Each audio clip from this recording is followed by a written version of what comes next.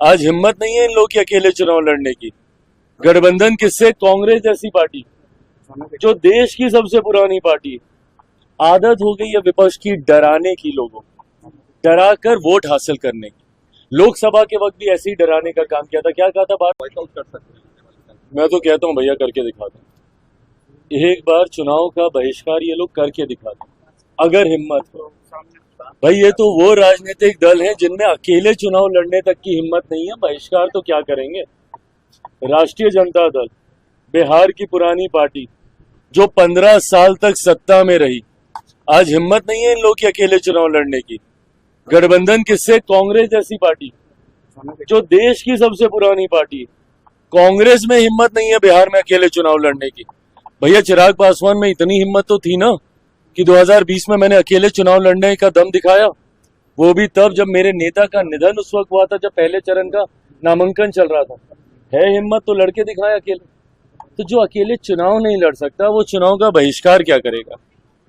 ये सिर्फ धमकी देने का ये लोग कार्य कर रहे हैं। और किस बात को लेकर? आदत हो गई है विपक्ष की डराने की, लोगों डरा कर वोट हासिल करने की।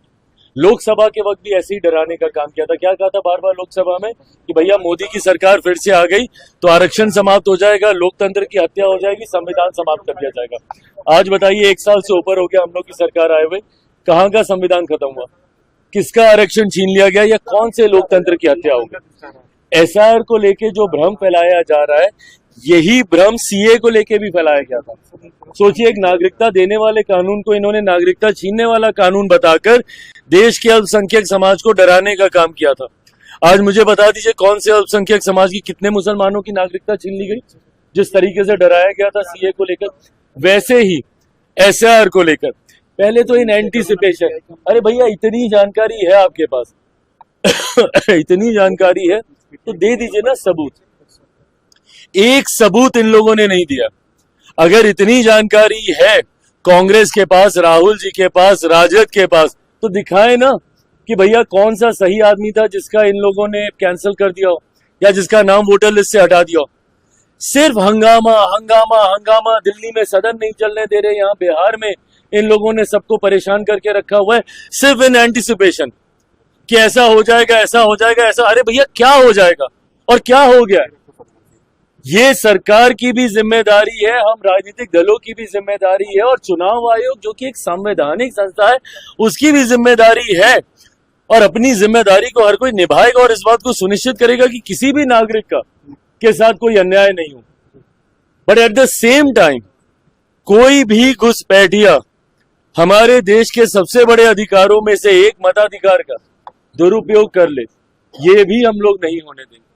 आज की तारीख में कौन कंप्लेंट करता था? भैया यही लोग जाते थे ना। क्यों जाते थे चुनाव आयोग के दरवाजे पे? अगर आपको कोई प्रक्रिया नहीं चाहिए थी, क्यों ये प्रोसेस अपनाया गया? इसीलिए अपनाया गया ना कि लोकसभा चुनाव के बार बार जाते थे ये लोग कि वोटर लिस्ट में धांधली हो रही है। महाराष्ट्र का तो अभी तक हम लोग को सुनाते हैं, दिल्ली में सुनाते हैं कि वोटर लिस्ट में डुप्लीकेसी हो गई, नाम जोड़ दिए गए, नाम घटा दिए गए।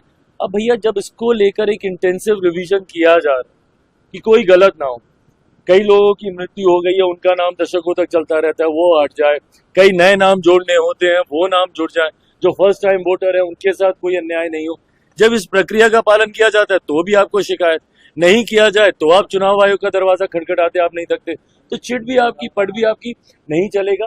हकीकत ये है, 100 बात की एक मिनट 100 बात की एक बात 100 बात की एक बात, हकीकत ये है कि विपक्ष अपनी हार मान चुका है।